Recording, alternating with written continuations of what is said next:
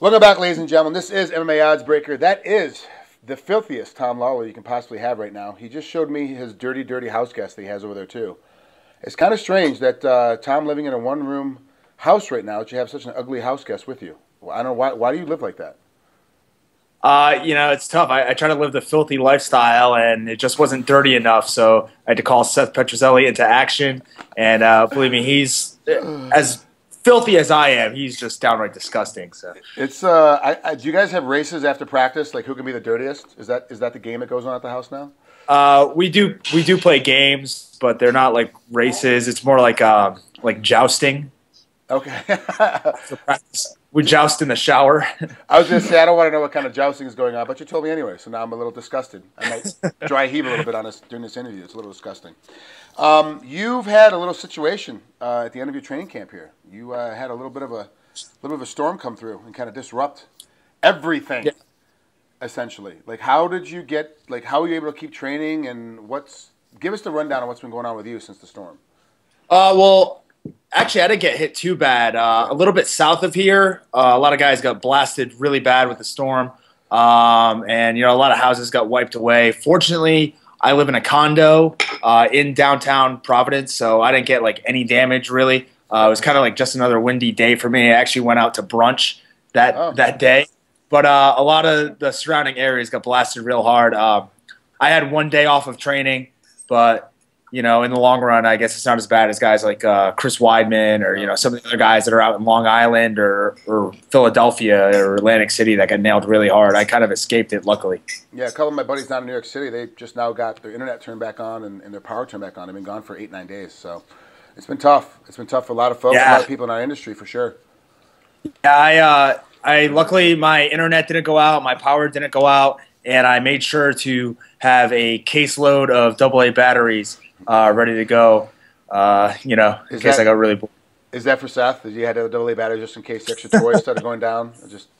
Hey, I didn't say anything. I just said, that I had a AA batteries. You can take it however you want, or not take it at all. or not take it. I would suggest not taking it actually. Okay, you're fighting at 154. You get ready to fight. What's his name? Francis Carmont, right? Yep. Limitless. Yeah, Limitless. Yeah, we're gonna find out what his limits are come Saturday night. For sure. It's on paper. It's like, the classic guy from Paris, France is a striker. He moved to Montreal. You're the wrestler.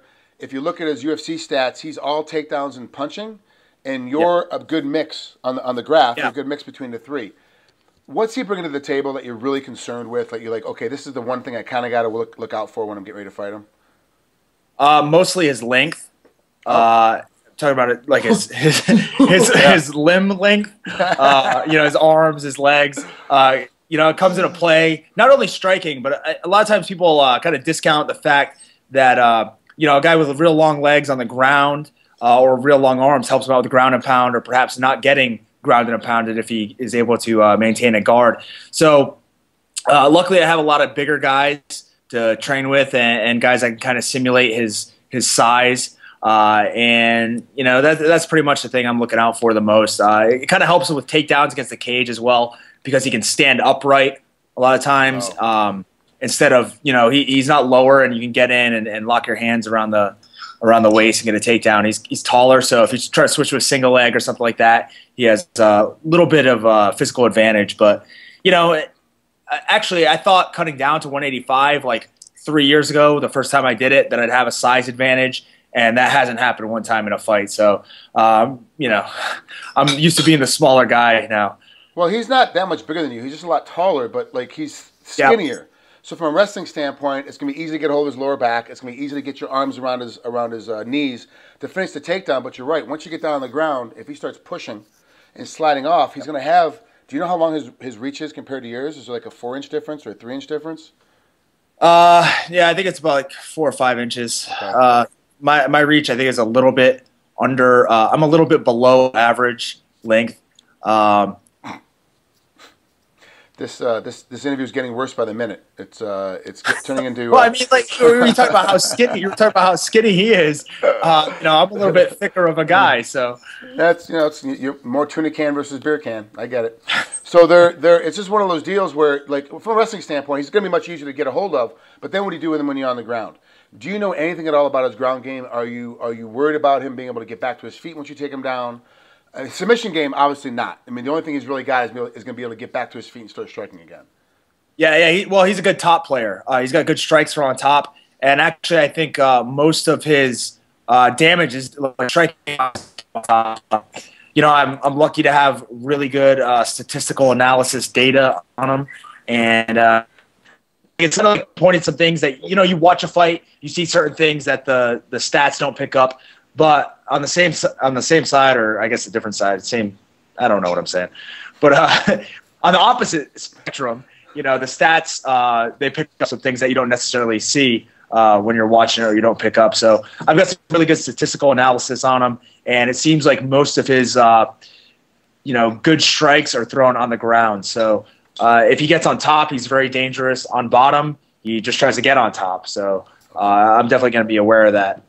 If you were talking to somebody and they go, hey, look, Tom, I want you to tell me your weakest position or your weakest spot, the weakest technique that you have in MMA, and these are the one thing that you need to train, you know, for all your fights, not just next fight coming up, but all the fights coming through. It's going to be you're going to spend more time on your boxing, you're going to spend more time on your jiu-jitsu, you're going to spend more time on your wrestling. Like, what's the one thing that you feel like I got to work on this all the time? If somebody asks me that, yeah, I tell them to screw off. But since it's a hypothetical question, I will answer it. You know, at this point, it's kind of tough. Like, I look at it a few different ways, right?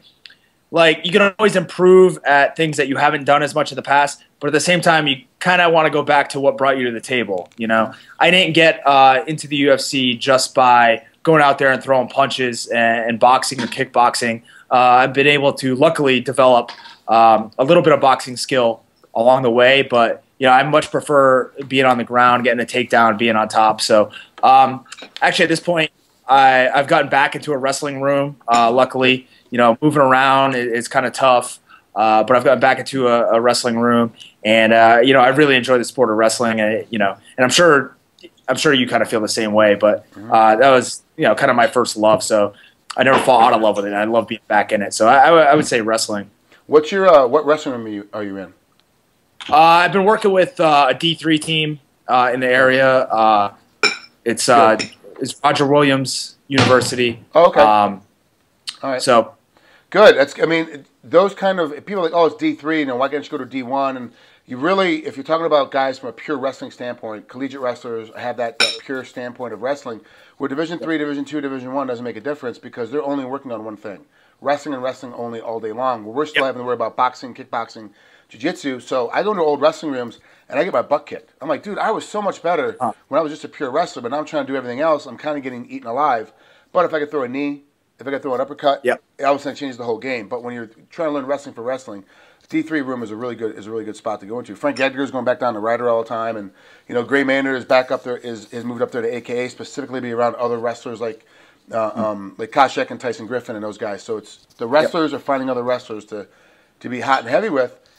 Is it helping with your cardio too? I think one of the biggest things too is it's like the technique works, but there's certain techniques that don't work in the fights that don't carry over and vice versa. But it's like the mindset, you know, the wrestling mindset, being around people that are just going and pushing really changes it, and it helps my jiu-jitsu game as well.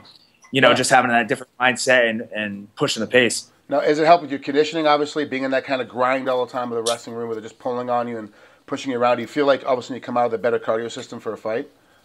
Nah, you know, I'm kind of gassed just being on this interview. So, if anything, I'm not really sure. Stop jousting in the shower. You won't have that problem. Stop jousting. It'll be all right. Well, that's true, yeah. I was trying to get in some extra cardio work afterwards with that jousting, but it didn't work out too well. You know, that's really taxing on your central nervous system, and it really messes with you mentally when you're in there jousting with somebody. You got to worry about somebody coming at you. So, and it's such a small space. Like, you really don't have much to move. You don't really know where to go. It's a whole thing. It's problematic. Yeah. Everything in there is small. So. Besides Seth, who else are your main training partners for this camp?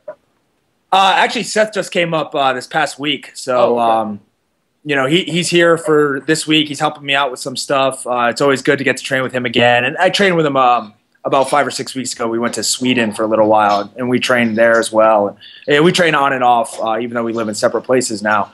But I train at Timberrill BJJ, which is a phenomenal jiu-jitsu school. He's a Carlos Machado black belt. Okay. He was one of the first 4 original black belts. He doesn't like promote himself. He doesn't give himself enough credit and put his name out there. So I'd like to give him a shout out. He's great. I also work with Joe Lozon and the guys at his gym. Steve Mays is my boxing coach, Joe's boxing coach. Joe Proctor, who's also in the UFC now, his boxing coach. So he's got a good stable of guys. And then also there's a place, Triforce MMA here. And then my strength and conditioning coach, Kyle Holland, works at Mike Boyle Strength and Conditioning, which if you go on Men's Health, I don't know how they figured this out, but it's one of the top 25 gyms or 50 gyms in the country. So I get in some good work there as well. Jeez, well, it seems like a lot of moving around, a lot of traveling, a lot of different spots, but it's been working in your last couple of fights. So it seems to be that the progression is coming along. You're finding your own, and this fight, people are saying it's a pretty tough fight, but I'm looking at it from an analysis standpoint. You're gonna be able to take him down. You're gonna be able to beat him up a little bit. As long as you stay on top, you should be able to beat him relatively easily because you're gonna take him down every round. As it gets later into the fight, you're going to take him down more and more because he's not going to be able to stop you. So as long as you don't get caught with a shifty knee coming in when you're taking a shot or a weird in the middle of a takedown, he kind of hits you with an uppercut and flips you over on top and hits you with a couple more. That's really the only way he can beat you. I don't think you're not going to stay in the pocket with him where he's going to hit you on your feet. So I really see this fight as more of a coming out kind of, here I am again, let's make this thing kind of work a little bit more. Yeah. Because remember, you're going into Montreal, and this guy's from Montreal, so you're going to another market where you're going to get more people to follow you again. And that's the real name of the game is, how did Chael Sonnen get his fight with John Jones? Everybody wants to see it. And that's the reality of what's going on now. Yeah, I'm not sure that I would use that term coming out very loosely well, around you and Seth. I don't know if I'd throw it around as liberally. Is what I should have said. It's very loose. I actually throw it around very liberally. Yeah. The fight, each fight poses different problems. This one, I've watched, it's strange. You watch somebody fight and you don't watch it analytically. And then you also look at somebody's record and you see certain things and you think, okay, well, he's a good submission guy or he's a good striker or this and that.